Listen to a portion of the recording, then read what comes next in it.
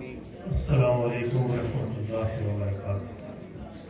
الحمدللہ رب العالمین والصلاة والسلام علی اشرف الانبیاء والمرسلین حبیبنا حبیب رب العالمین۔ خالق کائنات کی حمد بیان کرتے ہیں، محسن انسانیت آمنہ کے لال محبوب کی پریا جناب محمد رسول اللہ صلی اللہ علیہ وسلم کی ذات گرامی پر لاکھوں اور کروڑوں درود و سلام بھیجتے ہیں۔ بہت ہی قابل قدر رفقا، ہمارے بہت ہی عزیز بھائی ندیم طاہر چنائی صاحب نے میرے سرور کائنات صلی اللہ علیہ وسلم کے آباء و اجداد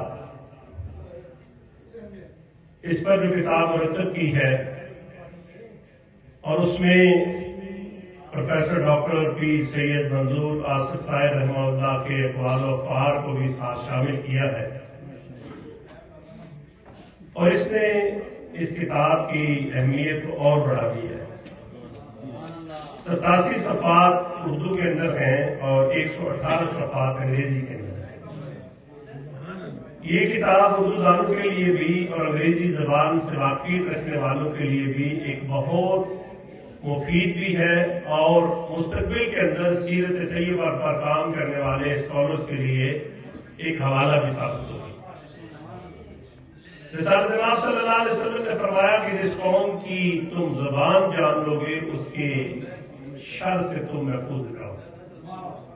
اقرا بسم ربک الذی خلق سے جس دین کا آغاز ہوا، علم الانسان ما لم یعلم، پہلی گئی اس کا اختتام اسی پہ ہوا کہ ہم نے وہ علم سکھایا انسان کو جسے وہ نہیں جانتا تھا۔ انسانی تاریخ ہمیں بتاتی ہے کہ جب بھی قوموں کے اندر بگاڑ پیدا ہوا، ان کے عقائد کے اندر، ان کے نظریات کے اندر نئی چیزیں جو ہیں ان کی مرضی سے اس نے جنم لیا، تو اللہ رب العالمین نے انبیاء اور رسل کے ذریعے، آسمانی کتابوں کے ذریعے انسانوں کی رہنمائی کی۔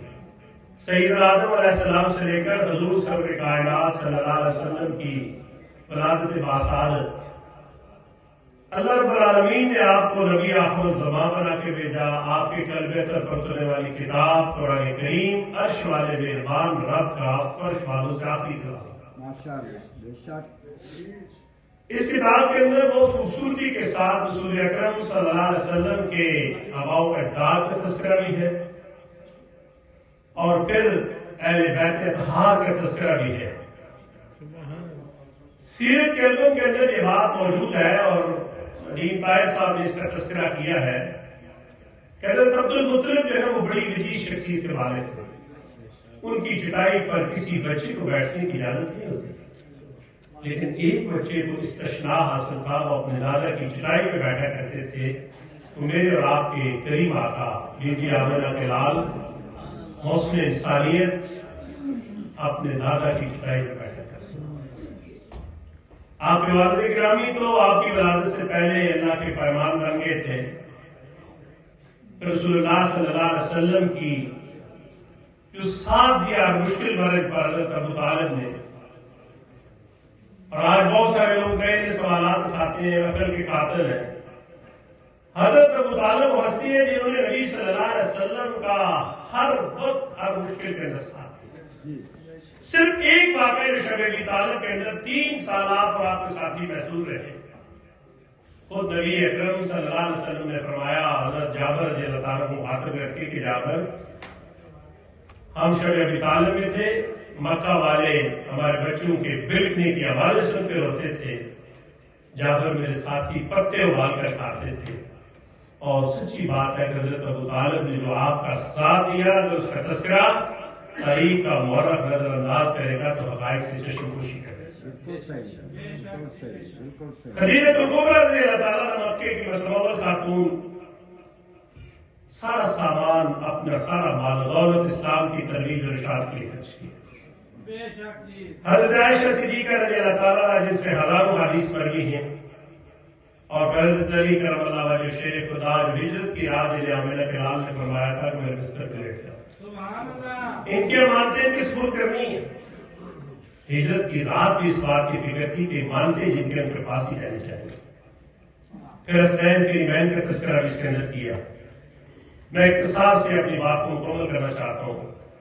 صفحہ 34 پر ندیم طاہر صاحب نے خاندان قریش کی جو ذمہ داریوں کی تقسیم ہوئی تھی نا، یہ دارالندوہ کا تذکرہ انہوں نے کیا. میں آج کی اصطلاح کے اندر دارالندوہ کو اس وقت کی پارلیمنٹ کا نام دوں گا. یہ پارلیمنٹ تھی جہاں قریش مشورے بھی کرتے تھے، قوانین بھی بناتے تھے، اجتماعی فیصلے بھی کرتے تھے، اور اس دارالندوہ کو عرب کا پہلا مشاورتی ادارہ سمجھا جاتا ہے.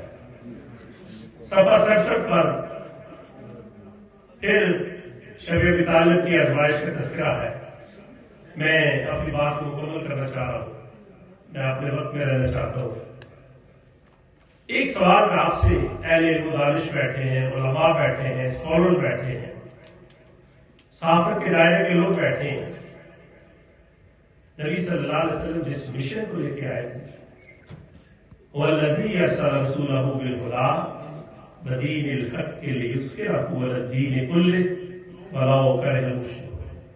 اللہ فرماتے ہیں میں اپنے محبوب پیغمبر جناب محمد رسول اللہ صلی اللہ علیہ وسلم کو کتاب ہدایت اور دین برحق کے ساتھ اس لیے بھیجا اسے تمام ادیان باطلہ پر غالب کر دیں، چاہے یہ بات شرک کرنے والوں کے لیے کتنی ناگوار ہے. وہ دین جزیرت العرب کے اندر محدودی تھا فتح مکہ والے دن، اور اس کے بعد پھر آپ کے خلفائے راشدین نے اس دین کو بر اعظم ایشیا، بر اعظم یورپ، بر اعظم افریقہ کا پہنچایا. آدھی دنیا پر مسلمانوں نے حکومت کی، اور دنیا کو بین الاقوامی قوانین بھی دیے، صلح اور جنگ کے قوانین بھی دیے. لیکن آج میں یہ رسالت کر سکتا ہوں اسلام کے ماننے والوں کو، اسلام کے نام لیواؤں سے، کہ جس دین کو میرے کریم آقا نے غالب کر کے دکھایا تھا، وہ دنیا کے کس خطے اور کس ملک اور کس ٹکڑے کے اندر اس حالت کے اندر محفوظ ہے. وہ سعودی عرب میں تھی موجود ہے. دنیا کا تابوت اس وقت ٹرمپ کی صورت کے اندر وہ غزہ کے مسلمانوں کو ہدایت دے کر، دنیا کا تابوت ایران پہ چڑھ دوڑے، دنیا کا تابوت جس ملک سے چاہے بندہ اٹھا کے لے جائے. عالم اسلام کے 56 اور 57 اسلامی ریاستوں کو حکمران، 80 لاکھ ان کی آرمی، 2.25 کلمہ کو مسلمان دل کے اندر بدوائیں دیتے ہوں. انفروا خفافا وثقالا یا ایھا الذین آمنوا هل ادلکم علی تجارۃ تنجیکم من عذاب الیم ان اللہ یحب الذین یقاتلون فی سبیلہ صفا کانہم بنیان مرصوص. وہ ایک غیر مسلم دانشور لکھتا ہے کہ مسلمانوں کے لیڈر، مسلمانوں کے خلیفہ جب دنیا سے رخصت ہو رہے تھے، ان کے گھر کے اندر چراغ میں تیل ڈالنے کے لیے موجود نہیں تھا، لیکن 7 یا 9 تلواریں آمنہ کے لال کے گھر کی دیوار پر موجود تھی. وہ کیا کسی شاعر نے کہا، بیچ کر تلوار مسلح خرید لیے تو نے، بیٹیاں لٹتی رہیں تو واہ کرتے. آمنہ کے لال ساقی کوثر پر ہمیں روک کر اگر پوچھ لیں، طارق سلیم تو ملمرہ کے اندر گفتگو کرتے تھے. میرے بھائی فاروق صاحب بیٹھے ہیں، ہم ایک علاقے سے ہیں، ہم براہ راست چورا شریف کے خاندان سے مستفید ہونے والے لوگ ہیں. 1 کلومیٹر کے فاصلے میرا گاؤں ہے، اور 1 کلومیٹر کے فاصلے پر وہ خانقاہ ہے، وہ مدرسہ ہے جہاں قبلہ پیر سید اولیاء ہے اور پیر ارشاد پادشاہ چورائی وہاں رہے، اور ان کا روحانی فیض اس علاقے کے اندر ہے، اور پیر ارشاد پادشاہ چورائی وہاں رہے، اور ان کا روحانی فیض اس علاقے کے اندر موجود ہے. اگر حوصلے کوثر پر آمنہ کے لال نے مجھے پوچھ لیا، میری امت گاجر اور مولی کی طرح کٹ رہی. فلسطین کے اندر بھی، کشمیر کے اندر بھی، شیشان کے اندر بھی، برما کے اندر بھی، بوسنیا کے اندر بھی، اور مسلمان جو ہے وہ پارٹی کی طاقت کی تھے.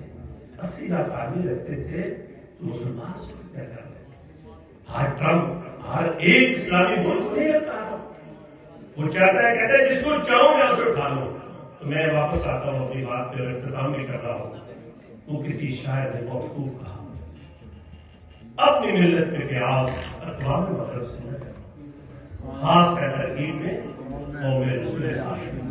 اپنے مرکز سے اگر دور نکل جاؤ گے، خواب ہو جاؤ گے، افسانوں میں ڈل جاؤ گے.